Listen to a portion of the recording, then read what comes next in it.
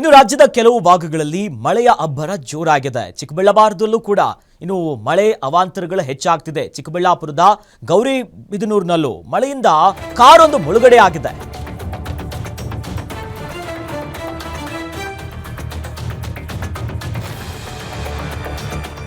Railway under ಪಾಸ್ನಲ್ಲಿ ಸಂಪೂರ್ಣವಾಗಿ ಮುಳುಗಡೆಯಾಗಿದೆ ಒಂದು ಕಾರೊಂದು. ಇತ್ತ ಮಹರ್ಷಿ ವಾಲ್ಮೀಕಿ ಭವನಕ್ಕೂ ಕೂಡ ಜಲ ದಿಗ್ಬಂಧನ ಆಗಿದೆ. ಕಂಪ್ಲೀಟ್ ನೀರು ಸುತ್ತಕೊಂಡಿದೆ. ನಗರ ಪೊಲೀಸ್ ಠಾಣೆಯ ಸಮೀಪದ ಮರ ಬಿದ್ದು ಭಾರಿ ಅನಾಹುತವೊಂದು ತಪ್ಪಿದೆ. ಮರ ಬಿದ್ದಿರುವಂತಹ ಹಿನ್ನೆಲೆಯಲ್ಲಿ ಕಾಂಪೌಂಡ್ ಕುಸಿದಿದೆ. ಇನ್ನು ಪ್ರಾಣಹಾನಿ ಸಂಭವಿಸಿಲ್ಲ. ಮಳೆಯಿಂದ ಮುಳುಗೋಗಿದೆ ಗೌರಿಬಿದನೂರಿನ ಸಂತೆ ಮಾರ್ಕೆಟ್ ಕೂಡ ಮುಳುಗಡೆ ಆಗಿದೆ.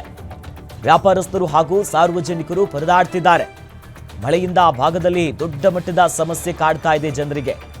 ಅಲ್ಲಿನ ವ್ಯಾಪಾರಸ್ಥರು ನೋಡಿ, ಅಂಡರ್ ಪಾಸ್ ನೋಡಿ ಗಮನಿಸ್ತಾ ಇದ್ದೀವಿ, ಅಲ್ಲೂ ಕೂಡ ಕೆರೆ ರೀತಿಯಾಗಿದೆ. ಜನರಿಗೆ ಓಡಾಡೋದಕ್ಕಾಗ್ತಿಲ್ಲ. ಮತ್ತೊಂದು ಕಡೆಯಲ್ಲಿ ಗೌರಿಬಿದೂರಿನ ಸಂತೆ ಮಾರ್ಕೆಟ್ ಇದೆಯಲ್ಲ, ಈ ಮಾರ್ಕೆಟ್ಗೂ ಕೂಡ ನೀರು ಆವರಿಸ್ಕೊಂಡ್ಬಿಟ್ಟಿದೆ. ಕಂಪ್ಲೀಟ್ ಮುಳುಗಡೆನೇ ಆಗಿದೆ. ಮರಗಳು ಬಿದ್ದು ಅಲ್ಲೂ ಕೂಡ ಅವಾಂತರ ಆಗ್ತಿದೆ. ಒಟ್ಟಿನಲ್ಲಿ ಒಂದಲ್ಲ ಒಂದು ಅವಾಂತರಗಳು ಮಳೆಯಿಂದ ಆ ಭಾಗದ ಜನರನ್ನ ಕಾಡ್ತಾ ಇದೆ.